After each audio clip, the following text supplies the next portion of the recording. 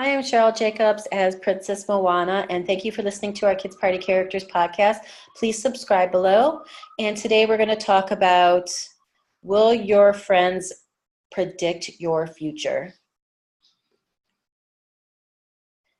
Before you read the rest of this post or listen to the rest of this message, just take a minute to ask yourself, who are the 5 people I spend the most time around?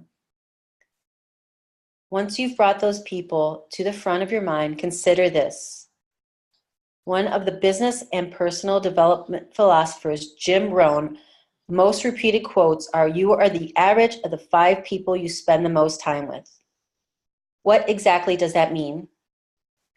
Most people use it to argue that if you want to make more money, you have to surround yourself with people who are making more money. Meaning, if you've added up the income of the 5 people that you spend the time with and divided it by 5, it would be a close predictor of what your income is. There's no explanation of how Mr. Rohn came up with this number 5, and no research to suggest that there is anything magic about that number, but the principle has certainly been proven by anecdotal evidence as well as research. It's not all about the money. Maybe you're thinking, well, my financial situation isn't dire that I'm going to dump all my friends and try to make new ones based on the money that they have.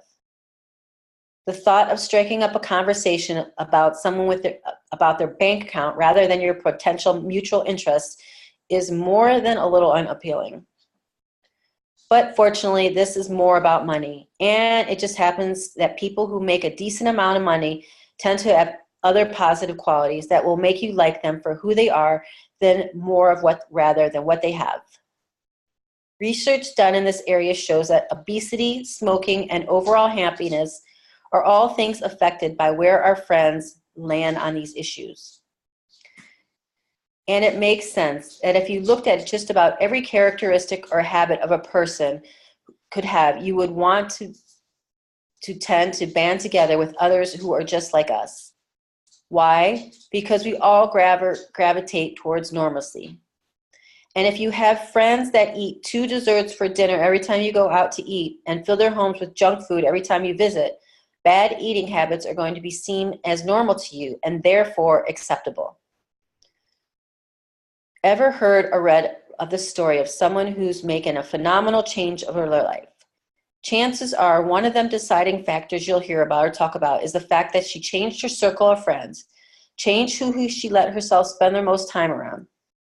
What this means for the stay-at-home mom entrepreneur, if you're a stay-at-home mom with an urge to have your own business, or you've tried a few extra making money things on the side, look at friendships, how they can be especially important to the success of your business.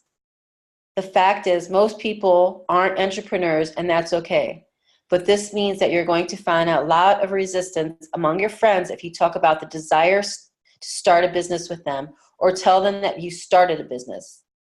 They may accuse you of neglecting your children, roll their eyes, or dismiss your dream as one of those things that never work. Comment or just wonder why you would want to start a business when you have the challenges of raising kids. The bonds between stay-at-home moms can be stronger than your average friendship or for a couple of reasons. First, the challenges of parenting are real. And if you aren't a stay-at-home parent, it's impossible for you to completely understand them. Secondly, stay-at-home moms crave adult contact. Without our friends, we can go for days without talking to anyone over 10, and it can make you just a little bit crazy. The temptation to join the normalcy of stay-at-home mom friends can unfortunately kill your dreams of starting your own home business. What if you could have it all? Well, the good news is that you can, but the potentially temporary bad news is making the transition from a stay-at-home mom to a work-at-home mom. You're likely going to find that you make some new friends. Friends who support what you do, who understand and share your vision, and who won't feed you with doubts. If this is bad news to you, it's only temporary, because once you've connected with these like-minded moms, a whole new world will open up for you.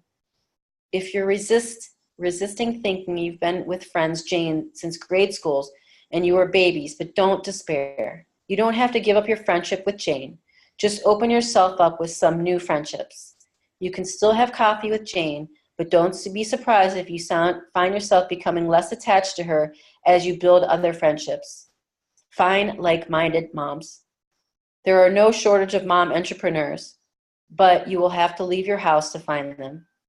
While it's relatively easy to find an online community of fellow work-at-home moms, Facebook groups being the most fertile ground for this, you're going to need some real-life friends, one you don't have to get on a plane to visit.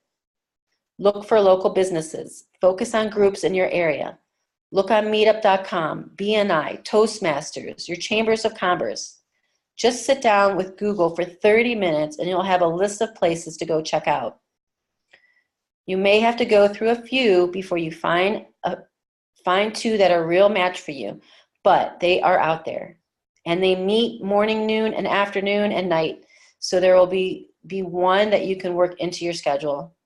And your goal here isn't to become completely involved in the group unless you want to. You're really just looking for some more like-minded moms to hang out with in your kid-centered environment.